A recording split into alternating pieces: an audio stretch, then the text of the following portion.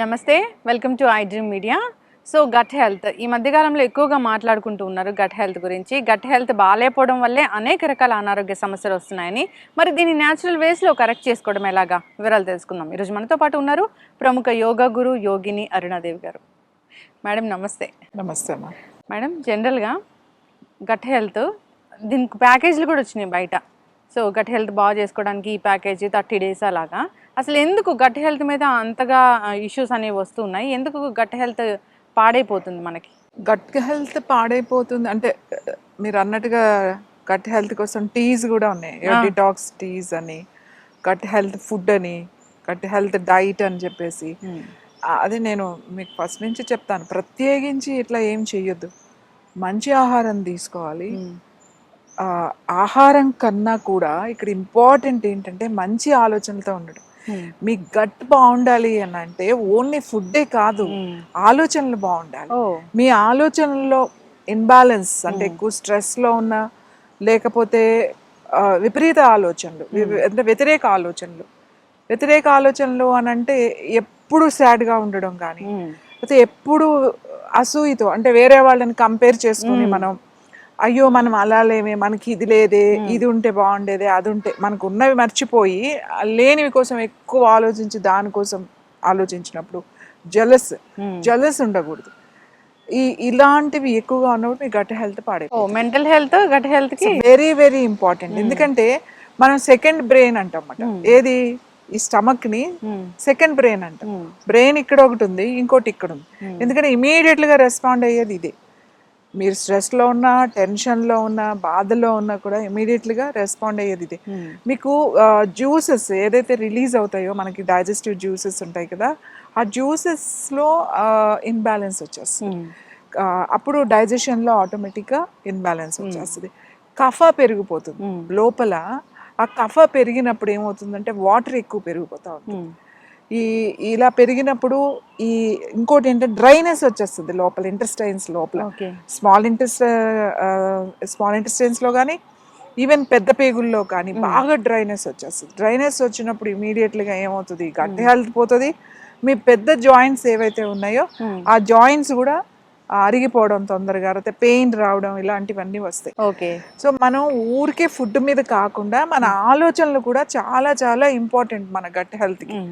చూడండి, మనకి ఎప్పుడైనా బాగా స్ట్రెస్ వచ్చింది అనుకోండి, తినన్నా విపరీత తినేస్తాం, లేకపోతే అసలు ఆకలి ఉండదు, ఇంకా తినాలనే అనిపించదు. లేదు, కొంతమంది ఏం చేస్తాం, ఏదో ఒకటి తినడానికి ట్రై చేస్తాం. అది స్ట్రెస్ ఈటింగ్ అంటారు అనమాట. ఊరికి వెళ్ళి తినడం, లేకపోతే ఎక్కువ కాఫీ తాగేయడం, లేకపోతే ఎక్కువ స్వీట్స్ తినేయడం, లేకపోతే ఎక్కువ నాన్ వెజ్ తినడం, లేకపోతే ఇలా ఏదైనా అతిగా స్మోక్ చేసేయడం, లేకపోతే బాగా స్ట్రెస్ ఉంది నా వల్ల కాదు అని ఆల్కహాల్ తీసుకోవడం, ఏదైనా కూడా ఇవన్నీ అతిగా ఉంటాయి అన్నమాట. లేదంటే మొత్తం తిండి మానేయడం, ఈ రెండూ జరుగుతాయి ఈ స్ట్రెస్లో ఉన్నప్పుడు. నేనేమంటానంటే మీరు డిటాక్స్ వైపు, ఈ డైట్ గురించి ఎక్కువ ఆలోచించకుండా మైండ్ గురించి కూడా ఆలోచించాలి. మన ఆలోచనలు ఎలా ఉన్నాయి అనేది కూడా ఆలోచించాలి. సో మైండ్ హెల్త్ చాలా ఇంపార్టెంట్. ఈ రెండు లింక్. మీ బాడీ బాగాలేదనుకోండి, మీ శరీరం బాగాలేదనుకోండి, మనసు కూడా ఎక్కువ రోజులు శరీరం బాగపోతే మనసు కూడా బాగుండదు. సో మనసు బాగాలేదనుకోండి, శరీరం బాగుండదు.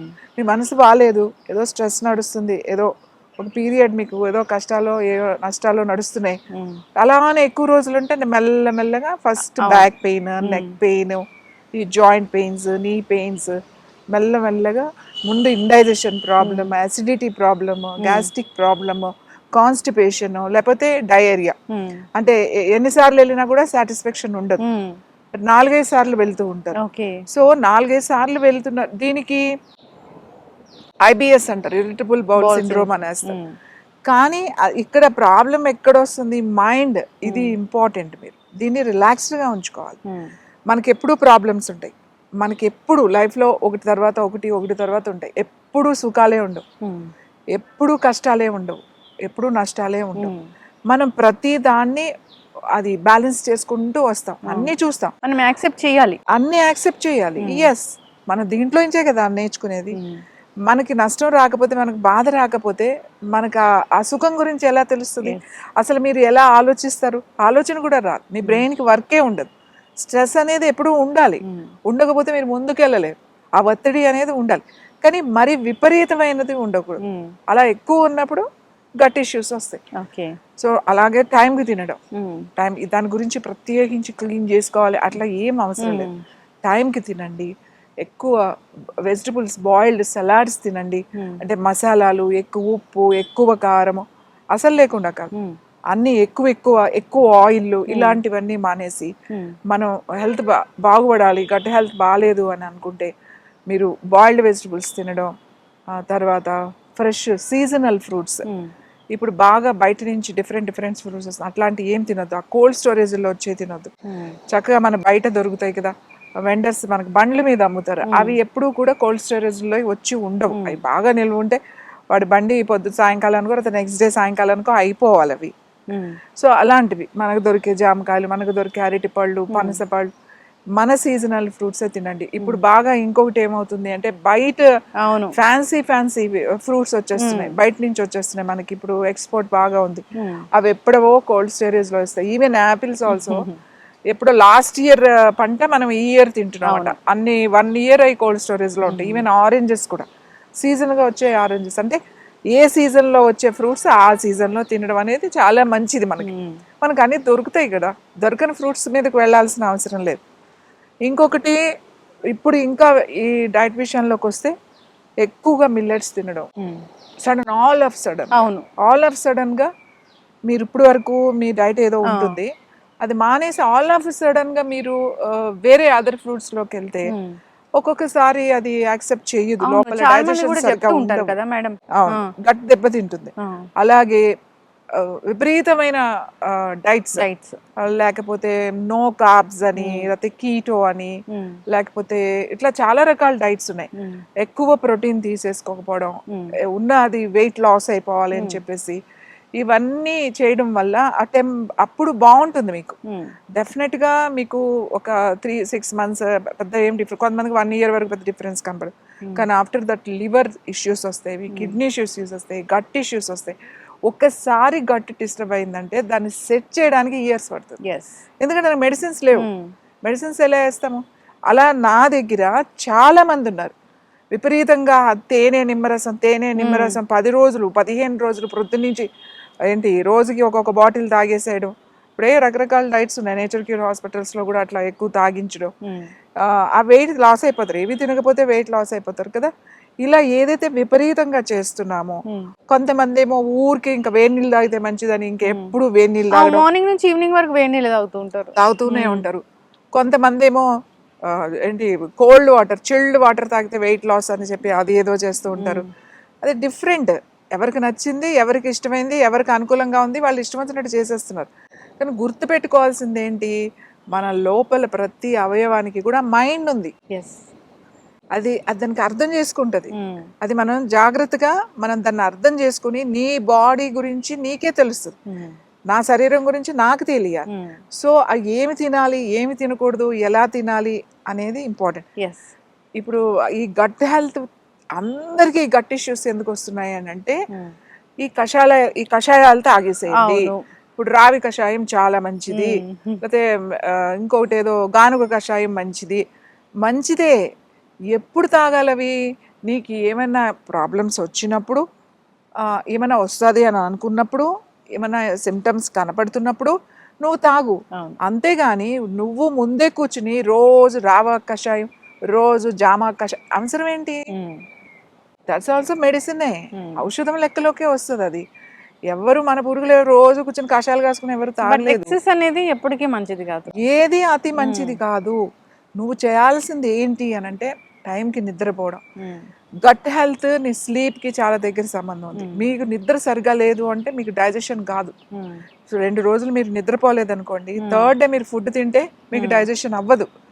కాబట్టి మీరు ఏం చేయాలి, నిద్ర చూసుకోవాలి. ఫస్ట్ మంచి నిద్రపోవాలి, టైంకి పడుకోవాలి, ప్రొద్దున్నే లేవాలి, మనకు ఆ ఎండ కాస్త పడాలి. ఇవన్నీ న్యాచురల్గా దొరికాయి, మంచి ఎయిర్లో, మంచి ప్రకృతిలో, చక్కగా ప్రకృతికి దగ్గరగా ఉంటే మనకి ఈ ప్రాబ్లమ్స్ అన్నిటికీ నువ్వు దూరంగా ఉండొచ్చు. నీకు ప్రాబ్లం వచ్చింది అని అంటే యూ టేక్ కేర్, ఖచ్చితంగా వచ్చిన వాళ్ళు తాగాలి. కానీ ఇప్పుడున్న పరిస్థితుల్లో గట్ హెల్త్ పాడైపోవడానికి ముఖ్య కారణం ఏంటంటే ఒక భయంలో ఉన్నారన్నమాట. అంటే నాకు వచ్చేస్తుందేమో ఇంకా జ్యూసులు తాగేసారు. ఎన్ని రోజులు తాగుతారు? కొన్ని రోజులు తాగుతారు, తర్వాత మానేస్తారు. జ్యూస్ ఏం అవసరం లేదు. మనం రోజు అల్లం తింటాం, మంచి అల్లం తాలింపులో వేసి ఫ్రెష్ అల్లం తింటాం, వెల్లుల్లిపాయలు తింటాం మంచిగా, కరివేపాకు తింటాం, ఎండుమిర్చి తింటాం, తాలింపుల్లో వేస్తాం కదా, మెంతులు తింటాం, ఆవాలు తింటాం, ఇవన్నీ ఇవే కదా. మిరియాలు తింటాం, మనం ఏదైనా తాలింపులో రసం మిరియాలు వేస్తాం కదా, మిరియాలు వాడతాం, మిరియాల రసం వాడతాం. మనం మనం అర్థం చేసుకోవాల్సింది ఏంటంటే మన ఆహారంలోనే మంచి ఆహారం. మీరు ఇంక ఎందుకు డైట్స్ చేస్తున్నారు? ఎస్. ఇంకొక ఇది ఏంటి అంటే గట్ పాడైపోవడానికి ఇంకొకటి కారణం ఏంటంటే విపరీతంగా తినేయడం. ఏంటి? ప్రోటీన్ అని చేపలు, రొయ్యలు, చికెన్, మీట్, ఇవి ఎక్కువ తినేసాడు అనమాట. ఇంకా నో కార్బ్స్ అని చెప్పేసేసి, ఈవెన్ కార్బ్స్ లేకుండా అవే తినేయడం. దానికి ఏదో సలాడ్స్ మంచి కాంబినేషన్ అని చెప్పి వెజిటబుల్ సలాడ్స్ లీవ్స్ పెట్టేసి గట్ హెల్త్ పాడు చేసుకుంటున్నారు. మనకి ఎప్పుడు గట్ ఇష్యూస్ లేవు. మీకు తెలుసో తెలీదో, కొరియా, తర్వాత చైనా, తర్వాత జపాన్ కొంచెం బెటర్. ఎందుకంటే వాళ్ళది కొంచెం ఫుడ్ వేరేగా ఉంటుంది. నార్త్ కొరియా కానీ, సౌత్ కొరియా కానీ, చైనా కానీ వీళ్ళు గట్ హెల్త్ ఎప్పుడూ బాగుండదు. ఎందుకంటే ఒక అక్కడ కూడా 50% ఎక్కువ కార్బ్స్, నూడిల్స్, రైసే తీసుకుంటారు.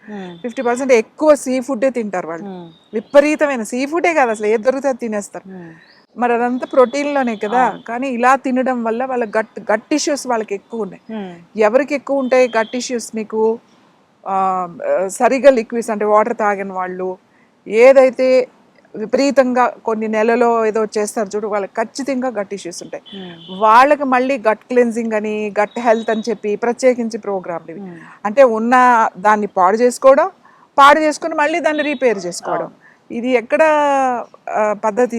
ఇది ఒక్కసారి అందరూ ఆలోచించాల్సిన విషయం. అవును, ఇది చాలా ఇంపార్టెంట్. మీరు వెయిట్ ఒకటే చూసుకుంటున్నారు, వెయిట్ తగ్గిపోతా స్లిమ్ అయిపోయాం మేము అనే చూసుకుంటున్నారు తప్ప మీ బాడీ లోపల ఉన్న స్టెమ్ సెల్స్ అనేవి తగ్గిపోతున్నాయి అనేది మీరు గుర్తించట్లేదు. ఇది ఎవ్వరికీ తెలియదు. మీరు పిచ్చి డైట్లు చేయకండి. చక్కగా మీరు తినే దాంట్లో మీరు చూడండి, ఒక 3 చపాతీస్ తీసుకోండి, ఒక కప్పు రైస్, మనం మామూలుగా వైట్ రైసే తీసుకుందాం, ప్లెయిన్ రైస్, అండ్ 3 చపాతీలు తీసుకోండి. దీంట్లో కార్బ్స్ ఎక్కువ ఉంటాయి 3 చపాతీల్లో, ఆల్మోస్ట్ 300 కార్బ్స్ ఉంటాయి. దీంట్లో మీకు వచ్చేసేసి ఓన్లీ 180, 160, 170 అంతే ఉంటాయి. ఏంటి? కార్బ్స్ కూడా. ఇంకా చూసుకుంటే ఫ్యాట్, ఇందులో ఫ్యాట్ లేదు, దీంట్లో ఫ్యాట్ ఉంటుంది. రైస్ ఇస్ ద బెస్ట్, కానీ రైస్ ఎక్కువ తినకూడదు. ఎక్కువ తింటే మీకు ప్రాబ్లం, అంతేగాని మానకూడదు. ఇంత రైస్ తీసుకోండి, వెజిటబుల్స్ పెట్టుకోండి, చక్కగా పెట్టుకుంటే సరిపోతుంది. ఒక మీల్ మనకి ఎంత కావాలి, ఇది ఎవరి గుప్పుడు వాళ్ళకి ఎంత, నా చేయి ఎంత ఉంది కాబట్టి ఇంత, అంతే రైస్ తీసుకోండి. మిగతా అన్ని వెజిటబుల్స్ మనం ఏమేమి తింటారో, కొంచెం పెరుగు అన్నీ ఉంటాయి కదా, ఈ రైస్ వాటితో తినాలి. అది చాలా, అంతే. మీరు 2 మీల్స్ తింటారా, 3 మీల్స్ తింటారో డిజైన్ చేసుకోవాలి. గట్ హెల్త్ ఎప్పుడు పాడవదు. మనకు గట్ ఇష్యూసే లేవు. ఎందుకు ఇప్పుడు గట్ ఇష్యూస్ మొదలైనవి అని అంటే రకరకాల డైట్ల వలన గట్ ఇష్యూస్. ఇది అర్థం చేసుకోవాలి. మీకు ఒకసారి సెల్స్ అనేవి డిస్టర్బ్ అయితే రిపేర్ చేయడం చాలా కష్టం.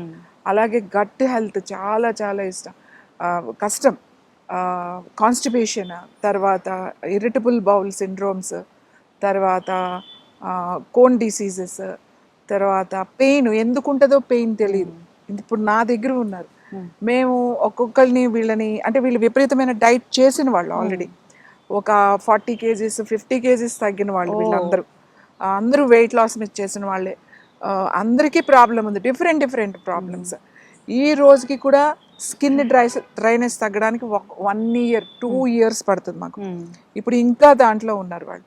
ఇంకా ఇప్పుడు 1-2 years అయింది ఒక అమ్మాయికి అయితే. ఇంకా అప్పుడప్పుడు చాలా ఇష్యూస్ వస్తున్నాయి. ఇప్పుడు చాలా వరకు సెట్ అయ్యింది అనమాట, వితౌట్ మెడిసిన్. దాన్ని చాలా స్లోగా చేసుకుంటున్నారు. న్యాచురల్ వేస్ అయితే ఉన్నాయి, న్యాచురల్ వేస్ ఉన్నాయి, చాలా వేస్ ఉన్నాయి. అది కేర్ఫుల్గా ఓపిక్గా చేసుకోవాలి. నేను ఏమంటానంటే, ఎందుకు పాడు చేసుకోవడం అనవసరంగా? ఈ డైట్ అనేది ఒక మానియా లాగా అన్నమాట, ఒక పిచ్చి లాగా పట్టింది. సో నేను అందరికీ చెప్పేది ఏంటంటే, మీరు డైట్ చేసేటప్పుడు కేర్ఫుల్గా ఉండండి. ఇప్పుడు మనకి సోషల్ మీడియా అనేది చాలా, దాన్ని మీరు జాగ్రత్తగా ఉపయోగించుకోవాలి. అంతేగాని మీ ఆరోగ్యాన్ని పాడు చేసుకోకండి, మీ గట్ హెల్త్ని పాడు చేసుకోకండి. మీ గట్ హెల్త్ బాగుండాలి అని అంటే మీరు సరైన ఆహారం సరైన టైంకి కనుక తింటే మీరు మళ్ళీ పోయిన దాన్ని కూడా రిపేర్ చేసుకోవచ్చు. ఎస్, ఖచ్చితంగా మ్యామ్, చాలా చక్కగా చెప్పారు. గట్ హెల్త్ పాడైపోతుంది అంటే దానికి కారణం రకరకాల మన మెంటల్ స్ట్రెస్ ఒకటి, రకరకాల డైట్స్ చేయడం ఒకటి. జీరో సైజ్ అనేది అందరికీ చాలా ఫ్యాషన్గా మారిపోయింది, దానికోసం పరుగులు పెడుతూ ఉన్నారు. దానివల్ల వచ్చే కాంప్లికేషన్స్ అయితే ఎవరు చూసుకోవడం లేదు. ఖచ్చితంగా దీని మీద ఫోకస్ చేయాలని కోరుకుందాం. మంచి ఆహారపు అలవాట్లు, మంచి నిద్ర, సో అంతేకాకుండా మెంటల్ టెన్షన్, స్ట్రెస్ లేకుండా వాళ్ళ లైఫ్ని లీడ్ చేయాలని కోరుకుందాం. గట్ హెల్త్ పాడైపోయిందంటే దాని ప్రభావం అనేది బాడీ మొత్తం ఉంటుంది, రకరకాల పార్ట్స్ మీద కూడా దాని ప్రభావం చూపించడం జరుగుతుంది. రూట్ కాజ్ ఏంటంటే ఇదే. సో దీన్ని కరెక్ట్ చేసుకోవాలని కోరుకుందాం. చాలా చక్కటి ఇన్ఫర్మేషన్ అండి, ధన్యవాదాలు.